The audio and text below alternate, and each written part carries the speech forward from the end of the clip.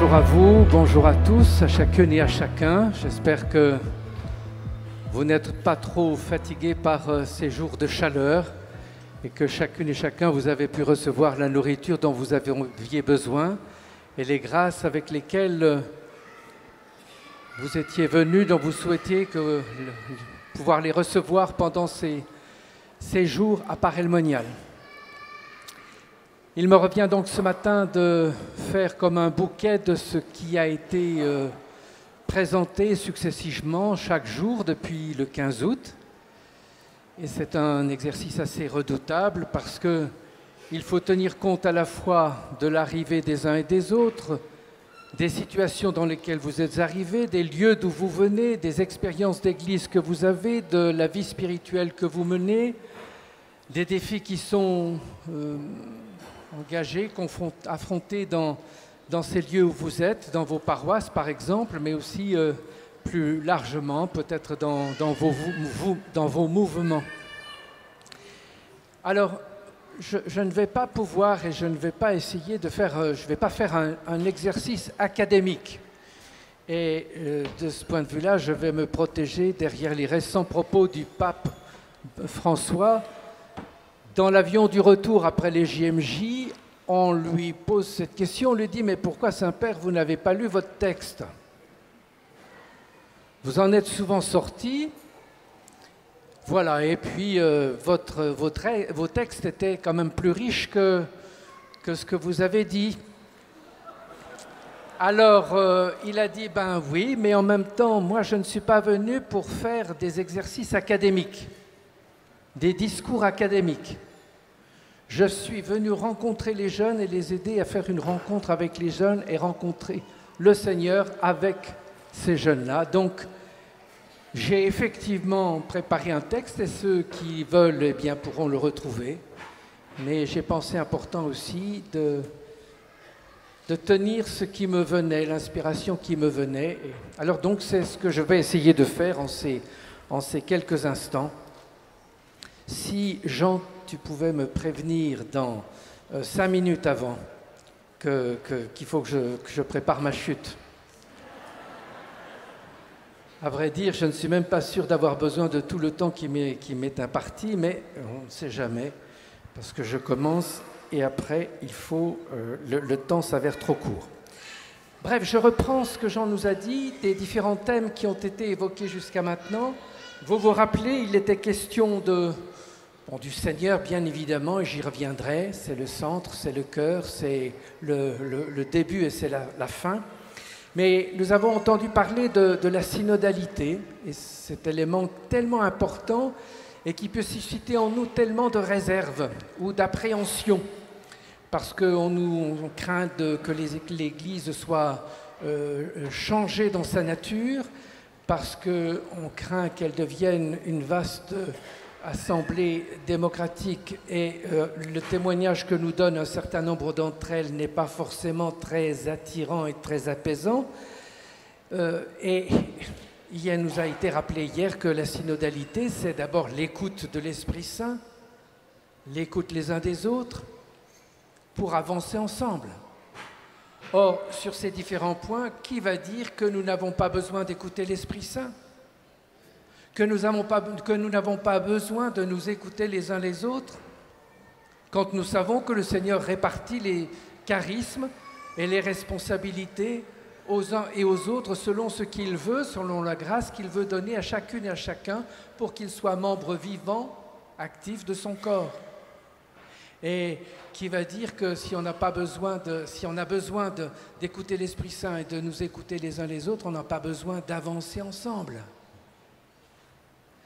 Même si certains ont des fonctions particulières et peut-être plus visibles, ça nous a été rappelé, il n'est pas possible d'avancer si nous n'avançons pas ensemble.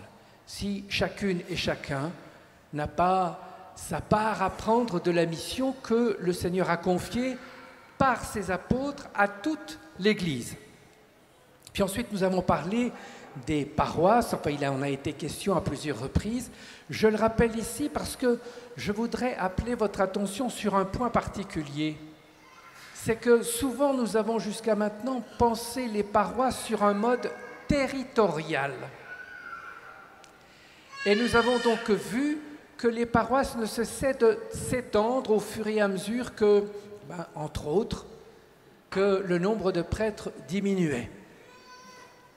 Et alors on est pris de vertige, quand on n'est pas complètement paralysé et terrorisé pour l'avenir, lorsqu'on garde cette vision d'une paroisse approchée de manière territoriale.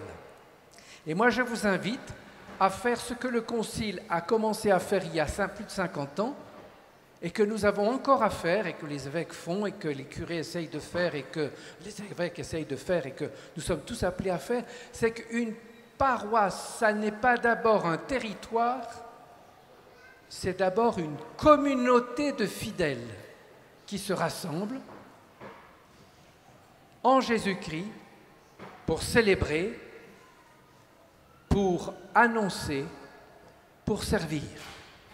Donc vous voyez qu'il y a un déplacement du point d'attention qui n'est pas le territoire et donc on va dire la commune. Moi j'ai dans le diocèse de Beauvais, dans le département de l'Oise, une commune sur laquelle il y a une église et qui fait 33 habitants. Mais il va de soi que je n'ai pas de curé à y mettre à temps plein, et ce ne serait pas d'ailleurs utile. Mais donc, vous voyez, il y a ce changement à opérer. J'y insiste, même si c'est pas... Enfin, ça a son importance parce que ça peut nous aider à voir l'avenir d'une manière qui soit assez sensiblement différente, non pas à partir d'un territoire à couvrir, mais à partir de communautés de fidèles à rassembler, à faire vivre et à envoyer.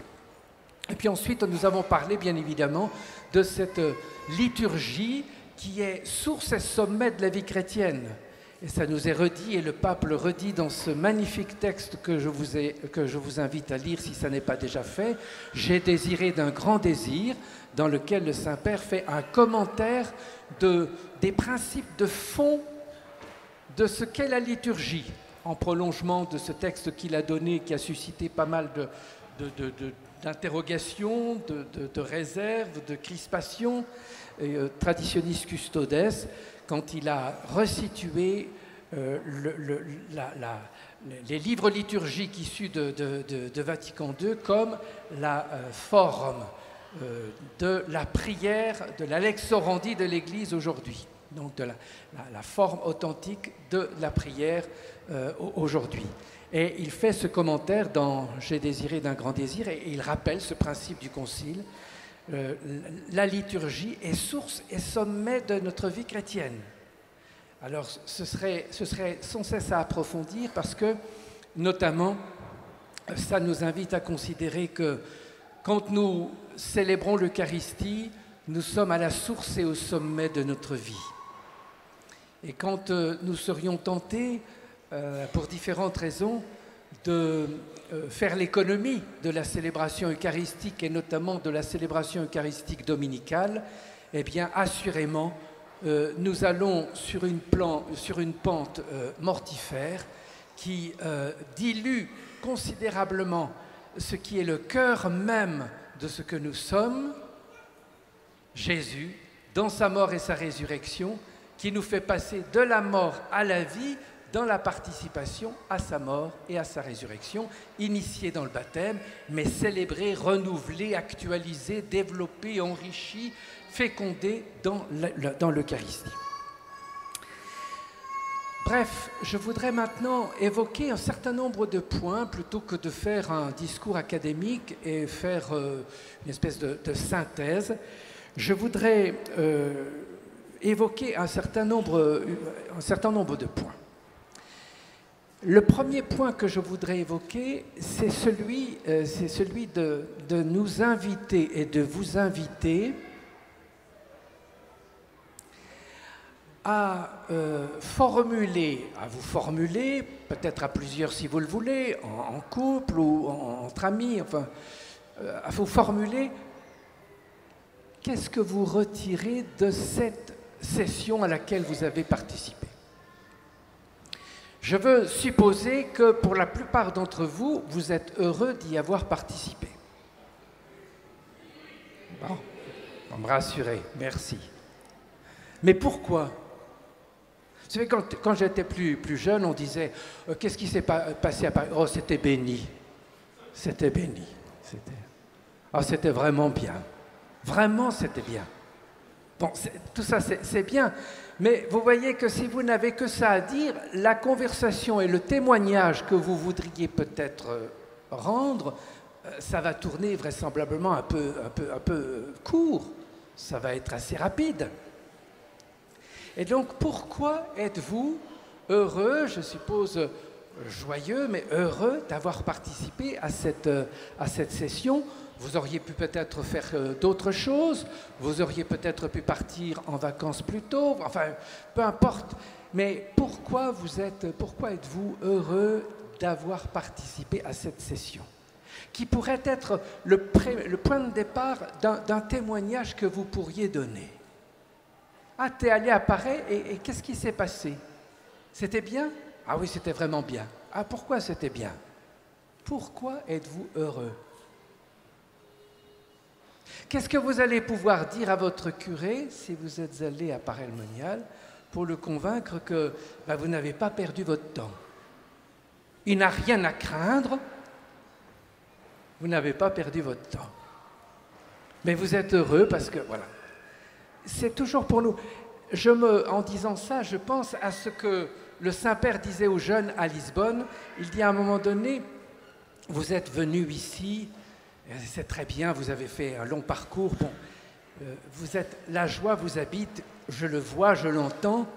La joie est missionnaire, parce que la joie qu'on porte en soi, on ne veut pas la garder pour soi la plupart du temps. Et le Saint-Père s'adossait pour dire cela sur le témoignage de Marie aussitôt après la visitation. Qu'est-ce qui nous est dit? Marie, voilà, qu'il me soit fait selon ta parole, dit-elle à l'ange. L'ange se retire. Et qu'est-ce qui nous est dit aussitôt après? Marie se leva et se rendit en hâte dans la région montagneuse pour visiter sa cousine Élisabeth. La joie de Marie, de cette rencontre avec l'ange et de cette mission qu'elle reçoit et de cette confiance qu'elle veut faire à Dieu, cette joie, elle veut la partager. Et en même temps, elle veut partager la joie de sa cousine, elle qu'on appelait la femme stérile, et qui va accueillir un enfant. La joie est missionnaire. La joie nous porte vers l'autre. La joie nous invite à la rencontre. Et dans cette rencontre, dans cet élan vers l'autre, de cette rencontre avec l'autre, eh bien, nous avons la possibilité de donner une parole qui dit plus que des sentiments, même si les sentiments sont importants, et qui dit quelque chose de cette présence vivante et agissante du Seigneur en chacune de nos vies. Mais, comme je me répète, on ne va pas le faire maintenant parce que ça prendrait un peu de temps vraisemblablement, puis on a besoin de... Mais qu'est-ce qui fait ma joie? Qu'est-ce qui fait d'une certaine manière mon bonheur d'être venu ici à Paray-le-Monial à cette session? Il y a peut-être aussi des déceptions, pourquoi pas? Mais on peut penser qu'il n'y a pas que des déceptions. Et en tout cas, il est important que, même s'il y a des déceptions, on puisse exprimer qu'il y a des joies. Des joies qui ont été ces présences du Seigneur qui vient me rejoindre, me visiter là où j'en suis et qui vient m'inviter à aller au-delà. Ça, c'est un premier point que je voulais évoquer. Le deuxième point est un point à la fois... Enfin, un peu délicat parce que il est peut-être un peu plus difficile à exposer. En tout cas, pour moi, je n'ai pas fini de le comprendre et donc je vais essayer quand même. C'est ceci qui est pour nous très important. Nous avons beaucoup parlé de mission. Nous avons dit que l'Église est missionnaire par nature. et que si elle n'est plus missionnaire, elle ne répond plus à sa mission, à sa raison d'être. Bon, on a évoqué ça sur beaucoup de plans, de différentes manières. On a eu on fait des exercices dans certains carrefours, dans certains ateliers ou même dans les enseignements du matin pour développer en nous une compréhension de la mission, un désir de la mission, des manières d'être missionnaire. Bon, tout ça c'est très bien, je n'y reviens pas. Mais il y a un préalable qui, me semble-t-il, est important pour chacune et chacun de nous, c'est que nous n'avons pas une mission, nous ne repartons pas avec une mission à accomplir. Nous n'avons pas une mission à remplir. Nous sommes une mission. C'est le pape, entre autres, c'est le pape François qui le dit. Nous sommes une mission. Je suis une mission. Par le seul fait même de mon existence, je suis une mission. Parce que je suis né du Dieu amour, destiné à retourner ou à aller vers le Dieu d'amour, et pas tout seul, mais avec d'autres. Et que ça, c'est dans mon être même de créature de Dieu, frère et sœur de Jésus par le sacrement de baptême, qui me fait vivre de l'être même de Dieu. Et l'être même de Dieu, c'est d'aimer, et l'aimer n'enferme pas sur soi, mais l'amour ouvre à l'autre. Le Père est élancé vers le Fils. Le Fils reçoit le Père et rend grâce au Père. Et il lie l'amour que le Père a non seulement pour lui, mais pour toute la création. Et il participe, lui, le Fils, à l'amour du Père pour la création tout entière. Et dans l'Esprit, il reçoit l'amour du Père, il rend au Père l'amour qu'il a reçu de lui, et il partage à ses frères et sœurs, celles et ceux que son Père veut lui donner, il partage cet amour et il le manifeste, il le révèle dans son incarnation, dans son ministère, dans sa mort et dans sa résurrection. Eh bien, moi, je suis participant de cette réalité même qui est en Dieu. Je suis une mission. Je voudrais vous inviter à y reprendre. Je vais vous lire quelques passages du pape François qui seront, je l'espère, plus clairs que les... Mais vous voyez, qui vont nous dire ensuite qu'il suffit que j'accepte d'être moi-même avec le Seigneur pour que je sois en mission. Parce que parfois, on peut se fatiguer, s'épuiser, ou se paralyser, ou se culpabiliser, enfin, à cause de la mission. Oh, moi je sais pas vivre la mission. Le Seigneur ne nous demande, je crois que le Seigneur demande à chacun d'entre nous, d'abord, accepte d'être mon enfant bien-aimé. Acceptant d'être mon enfant bien-aimé dans toutes les réalités de l'existence qui sont les tiennes, qui sont la tienne, tu diras plus que toi, tu révéleras plus que toi, tu introduiras une présence qui te dépasse et qui en même temps qui t'habite et qui veut à travers toi se communiquer. Je suis en mission. Alors je lis quelques passages du pape François. D'abord, c'est dans une homélie qu'il a prononcée pour la journée mondiale missionnaire le 20 octobre 2019, vous trouvez ça dans Internet. Alors il dit ceci: chers frères et sœurs, chacun de nous est une mission sur cette terre.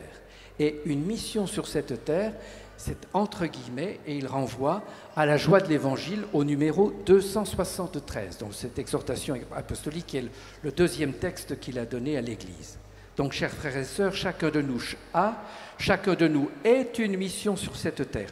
Nous sommes ici pour témoigner, bénir, consoler, relever, transmettre la beauté de Jésus. Courage, il attend beaucoup de toi. Le Seigneur éprouve une sorte d'angoisse pour ceux qui ne savent pas encore qu'ils sont les enfants bien-aimés du Père, des frères pour lesquels il a donné sa vie et l'Esprit Saint. Veux-tu apaiser l'angoisse de Jésus? Va avec amour vers chacun, parce que ta vie est une mission précieuse. Elle n'est pas un poids à supporter, mais un don à offrir. Courage, sans peur, allons vers chacun. Voilà, c'est le premier texte que je voulais vous lire, qui nous donne cette mission. Simplement, essayons comme nous sommes de ne pas rester sur nous-mêmes, dans notre bulle, en vase clos. Le pape dit en autoréférencement, on est toujours entre nous. On n'ose pas la rencontre. On se trouve des raisons de ne pas aller à la rencontre.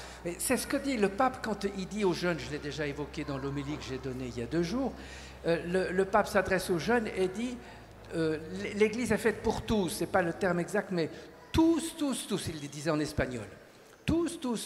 Ça veut dire que la rencontre avec l'autre est pour nous ce qui fait partie de notre être, tout seul. Alors, il y a des tempéraments différents.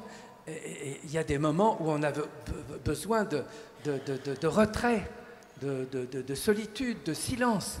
Mais nous sentons bien aussi que nous sommes des êtres de relation et qu'à être tout seul, nous ne sommes pas vraiment nous-mêmes ni vraiment heureux. Et c'est dans l'aventure, dans l'audace de la rencontre, qu'il peut se jouer parfois des choses délicates, des choses même parfois douloureuses, mais qu'il se joue l'aventure de la vie, et l'aventure de la vie qui n'est pas faite pour rester, je ne sais pas, sous cloche, mais qui est faite pour irradier, pour rayonner, pour éclairer, pour diffuser, pour féconder encore de nouvelles terres. Je poursuis, et cette fois c'est au numéro 273 de l'exhortation, je le lis puisqu'il a été évoqué. La mission au cœur du peuple n'est ni une partie de ma vie, ni un ornement que je peux quitter, ni un appendice, ni un moment de l'existence. Elle est quelque chose que je ne peux pas arracher de mon être si je ne veux pas me détruire. Je suis une mission sur cette terre et pour cela, je suis dans ce monde. Je dois reconnaître que je suis comme marqué au feu par cette mission afin d'éclairer, de bénir, de vivifier, de soulager, de guérir, de libérer. Là apparaît l'infirmière dans l'âme, le professeur dans l'âme, le politique dans l'âme, ceux qui ont décidé au fond d'être avec les autres et pour les autres. Toutefois, si une personne met d'un côté son devoir et de l'autre sa vie privée, tout deviendra triste. Elle vivra en cherchant sans cesse des gratifications ou en défendant ses propres intérêts. Elle cessera d'être peuple. Alors là, il y a beaucoup d'évocations qu'il faudrait commenter.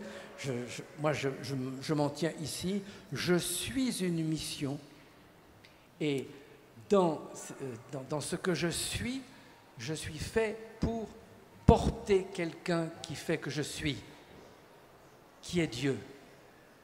Et un Dieu qui est un Dieu d'amour, et donc un Dieu qui n'est pas solitaire, mais qui s'est révélé à nous comme communion du Père et du Fils et de l'Esprit Saint, dont la grande ambition, c'est que l'humanité tout entière, l'être humain lui-même, individuellement et collectivement, participe à sa propre vie. Participe à sa propre vie. Et il me fait déjà capable de participer à sa propre vie. Et en vivant avec lui, en réalité, je suis une lumière. Je suis une merveille, on le dit, c'est un psaume qui le dit, mais je suis une lumière. Et vous savez qu'une lumière, elle est faite pour éclairer. Voilà, je vais un tout petit peu plus loin. Pour partager la vie des gens et nous donner généreusement, nous devons reconnaître aussi que chaque personne est digne de notre dévouement.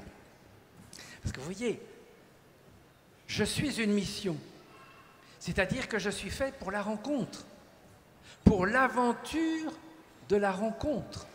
dont je disais tout à l'heure qu'elle est parfois gratifiante, et nous avons pu le vivre pendant ces jours ici à Paray, mais parfois la rencontre, elle est difficile, parce qu'elle est pleine d'a priori qui sont de soupçons, de peur, d'a priori défavorables. Et donc parfois l'aventure de la rencontre, elle fait plus peur. Et alors il nous dit, mais rappelons-nous que chaque personne est digne de notre dévouement. Si on regarde dans les Écritures, hein, on s'aperçoit bien que les pharisiens disent on ne peut pas rencontrer telle personne, on ne peut pas s'approcher d'un lépreux. Le publicain, c'est un collaborateur, allez, qu'il vive sa vie, qu'il aille trouver ses gratifications auprès de l'occupant. Les pharisiens n'aiment pas les publicains, on n'aime pas les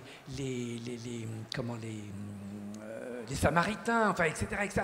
Il y a en quelque sorte, dans notre cœur, parce que les pharisiens, c'est pas d'autres, c'est aussi un peu nous-mêmes, il y a beaucoup de réactions, de mise à distance, d'exclusion. Et voilà que le Saint-Père nous dit, pensons une chose, c'est que chaque personne est digne de notre dévouement. Ce n'est ni pour son aspect physique, ni pour ses capacités, ni pour son langage, ni pour sa mentalité, ni pour les satisfactions qu'elle nous donne, mais plutôt, écoutons bien, mais plutôt parce qu'elle est œuvre de Dieu.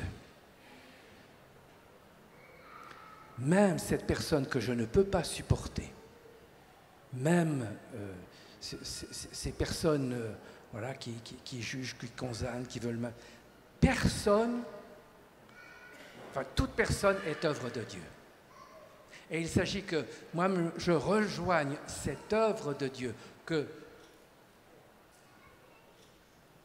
je puisse reconnaître que cette personne qui est en face de moi est œuvre de Dieu pour la rendre intéressante, puisque j'aime Dieu, puisque je veux servir le Seigneur, puisque je veux participer à l'œuvre qu'il a confiée à son Église, et parce que pour cette personne, le Seigneur est également mort et ressuscité. Donc, enfin, voilà. Dans ce que je dis, je me dis que je reprends un certain nombre de choses qui ont été dites, me semble-t-il, sous un autre aspect, mais je démine tout ce qui peut, en nous paralyser, nous handicaper, nous faire peur par rapport aux défis que nous avons amenés. C'est vrai que si nous regardons les défis de l'Église aujourd'hui, les défis de l'annonce de l'Évangile, on ne fait pas le poids.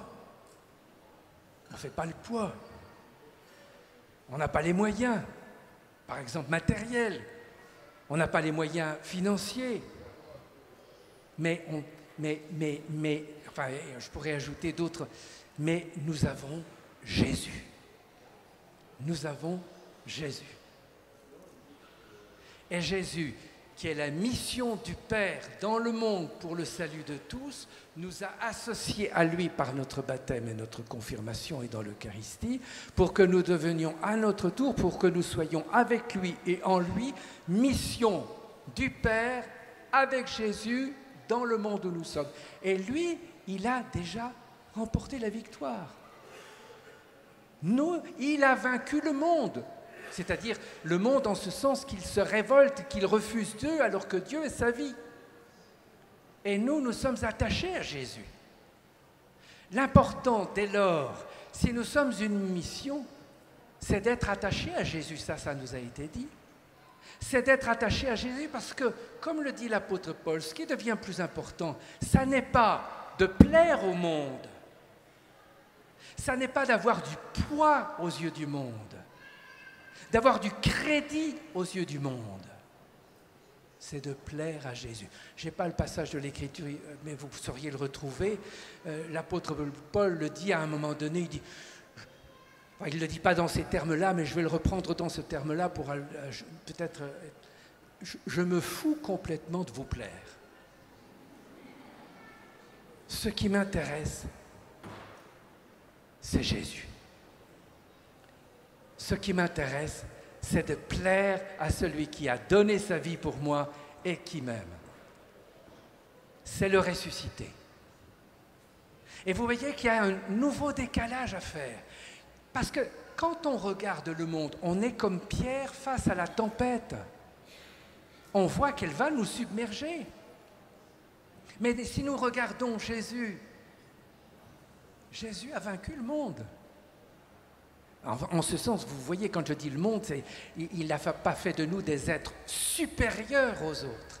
Il a fait de nous ces êtres qui communient à l'amour dont son Père l'aime et qui a le souci de signifier simplement, de rendre aussi lisible et compréhensible que possible là où nous sommes, qu'un Père aime tous les êtres humains, qu'un Sauveur est venu et qu'il est accessible,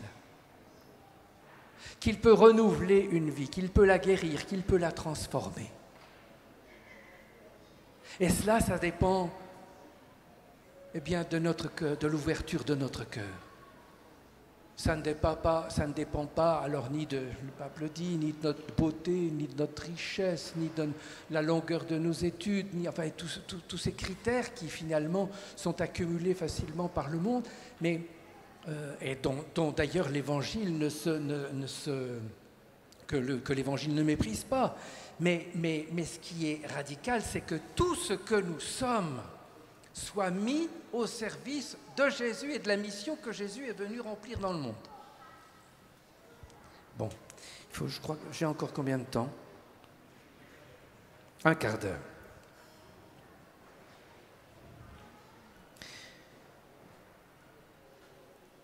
Voilà, je reprends ce paragraphe de 274. Tout être humain fait l'objet de la tendresse infinie du Seigneur, qui habite dans sa vie. Jésus-Christ a versé son précieux sang sur la croix pour cette personne.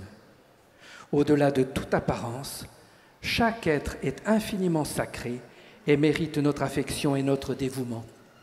C'est pourquoi si je réussis à aider une seule personne à vivre mieux, cela justifie déjà le don de ma vie. C'est beau d'être un peuple fidèle de Dieu. Et nous atteignons la plénitude quand nous brisons les murs pour que notre cœur se remplisse de visages et de noms. Et donc, à partir de là, si nous sommes une mission, il faut que nous soyons bien connectés sur la source de la mission, sur la source de l'amour. Et nous retrouvons Jésus, et nous retrouvons ces lieux où Jésus se rend particulièrement présent et agissant, les sacrements, la communauté et les pauvres. Et donc, nous voyons qu'être missionnaire, c'est être branché sur Jésus et recevoir de Jésus tout ce dont nous avons besoin pour être une lumière qui brille, pour être un signe de Jésus. Vous voyez, je me dis que, en tout cas, je vous partage ce qui est un peu mon désir à la fin de cette session. Seigneur, que grâce à cette session, grâce aussi à d'autres choses, je suis allé à Lisbonne avant de venir ici, et puis d'autres choses que j'ai faites, mais que grâce à cette session, je sois un peu plus un signe de ta présence, un signe visible et lisible de ta présence. L'important, ce n'est pas Jacques. Ma joie, c'est celle de Jésus. Et on rejoint Jean-Baptiste, hein. La joie de l'ami de l'époux. L'ami de l'époux ne veut pas être l'époux, mais il se réjouit de la joie de l'époux. Eh bien, je voudrais faire la joie de Jésus en lui offrant ma vie, de façon à ce que dans ma vie et avec ce que je suis, je puisse le laisser apparaître dans un filigrane de plus en plus visible, pour que celui que j'aime puisse être découvert par d'autres, aimé, servi,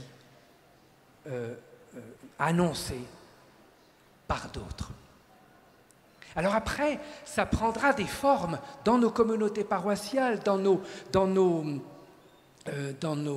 mouvements, dans notre travail, dans notre famille. Mais voyez, ce lien à Jésus.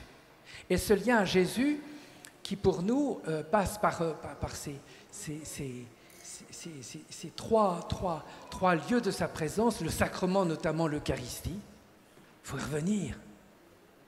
Sur ce plan-là, je pense que vous aurez été comme moi assez édifiés. Je l'avais été à Madrid en 2011, je crois. Il y avait eu un orage terrible sur le mont, sur le lieu où on était réunis. Et l'orage s'apaise et le Saint-Sacrement est exposé. Et là, pendant un long temps, silence. Le Seigneur est là. Alors que chacun aurait pu, l'eau avait, c'était bien tombé, hein. Donc je ne sais pas ce qu'il y avait encore de sec, et puis ça devait dégouliner de partout, et puis le sac de couchage devait bien être trempé, enfin vous voyez, tout. Le Seigneur est là. Et ça a été la même chose pour le rassemblement des Français, premier jour des JMJ à Lisbonne, et c'était en plein midi, donc il commençait déjà à faire une bonne chaleur, un peu comme ici maintenant, enfin en termes de température, mais sous le soleil. Voilà que le Saint-Sacrement est exposé. Silence. Jésus est là. Et puis en soirée avec le Saint-Père, même chose. Le Seigneur est là. Il est là. C'est ce que disait le curé d'Ars, hein, vous l'avez lu, relu. Il est là, disait-il en montrant le tabernacle. Il est là. Mais voyez, il est là comment? Il est là en réserve, dit-on, pour les malades. Mais il est là pour nous rappeler qu'il est toujours présent à la vie du monde dans lequel nous sommes. Et il est là comme le Seigneur, l'envoyé bien-aimé du Père, celui en qui le Père a remis toutes choses pour que toutes choses soient sauvées par l'amour, l'obéissance aimante du Fils à l'égard de son Père, qui reçoit l'amour du Père pour le monde, pour son Fils et pour le monde entier. Et en adorant, je reconnais que c'est ça la référence. La référence, ce n'est pas le dernier sondage qui me dit je ne sais quoi sur le taux de participation à l'Eucharistie dominicale, même si ça peut être intéressant de le savoir. L'important, c'est que Jésus soit, on l'a eu tout à l'heure à la prière, je suis avec vous jusqu'à la fin des temps. Il est là. Donc s'il est là, surtout ne t'éloigne pas. Alors vous savez, il y a Pierre, vous vous rappelez ça, la tempête apaisée, Jésus ordonne la tempête de... Et puis l'apôtre Pierre dit « Éloigne-toi de moi ». Je pense qu'on pourrait dire, moi qui ne sais pas bien manier ces mots-là, injonction paradoxale.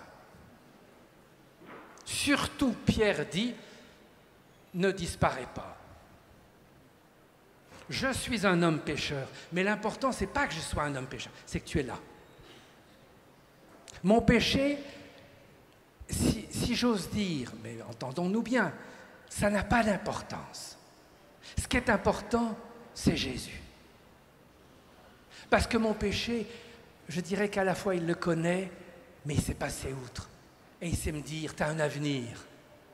Tu as un avenir. Alors, allez, ensemble, avançons. Les sacrements et notamment l'Eucharistie. Puis la communauté, elle est ce lieu tellement divers où Dieu fait l'unité en Jésus, en sa parole et en ses sacrements, et avec la conduite des pasteurs qu'il a institués. Mais voyez, la communauté qui a cette diversité que nous sommes et dont Jésus arrive à faire un corps.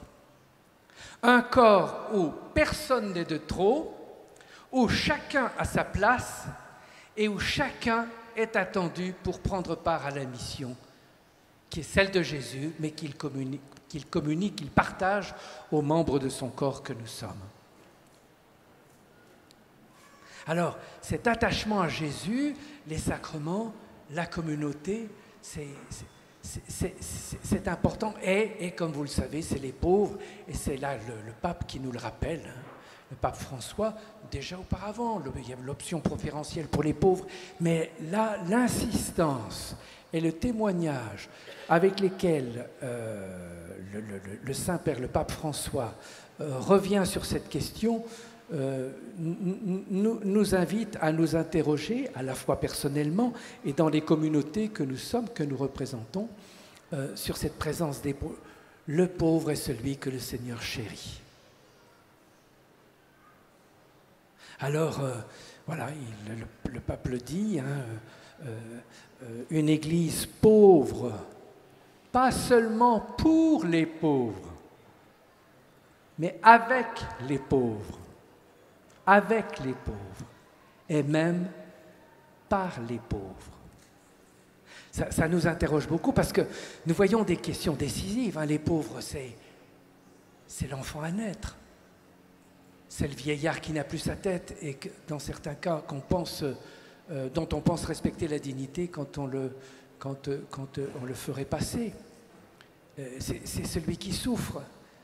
C'est le migrant. C'est l'étranger. Et là-dessus, ça nous envoie des questions phénoménales, majeures, et qu'on ne peut pas traiter de manière, si vous voulez, idéologique. Hein. Idéologique, nous nous rappelons ce que le pape nous dit dans la première lettre qu'il écrit, enfin dans la joie de l'Évangile, et il dit « La réalité prévaut sur l'idée ». La réalité dans laquelle nous sommes.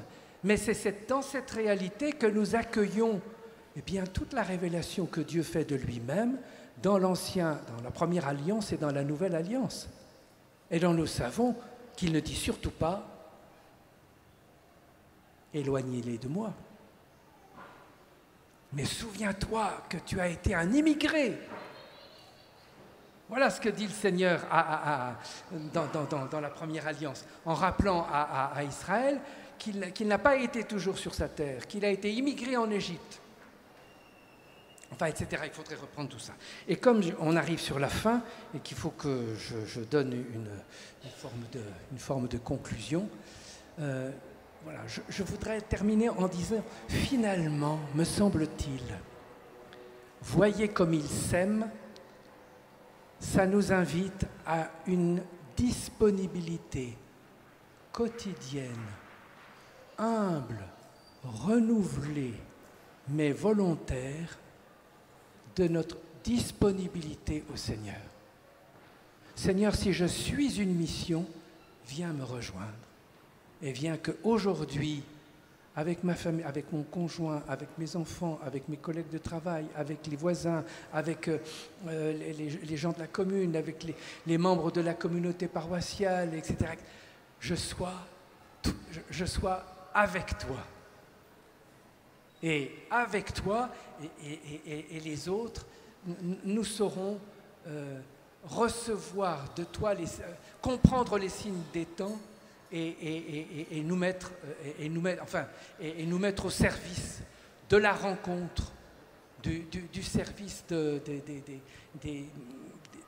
du plus pauvre, de l'étranger, de celui qui est éloigné, de celui qui est inquiétant par certains côtés dans ses prises de position, dans ses comportements, dans sa culture, et je ne sais encore, je ne sais encore quoi. Et donc je terminerai en nous disant, en nous encourageant les uns les autres, et c'est ce que fait la démarche, je me permets de le rappeler, la démarche de diffusion de l'Esprit Saint. Dans la démarche d'effusion à l'Esprit Saint, qu'est-ce que nous disons? Seigneur Esprit Saint, me voici, fais de moi ce que tu veux pour la mission dans l'Église. Humble disponibilité pour que le Seigneur vienne mobiliser qui je suis pour le service et du corps, de la communauté et de l'annonce de l'Évangile. Eh bien, au terme de cette rencontre, c'est ce que je nous souhaite. Rester branchés au Seigneur qui est fait de nous une mission pour le monde, accepter d'être ceux qui, au nom du Christ, éclairent dans le monde, donnent un témoignage dans le monde et permettent ainsi au monde de connaître le salut en Jésus-Christ et renouveler jour après jour notre humble disponibilité à l'Esprit Saint pour que nous soyons vraiment ce que nous sommes, frères et sœurs de Jésus-Christ en mission dans ce monde encore aujourd'hui, mais avec nous et à travers nous. Bonne suite de cette session.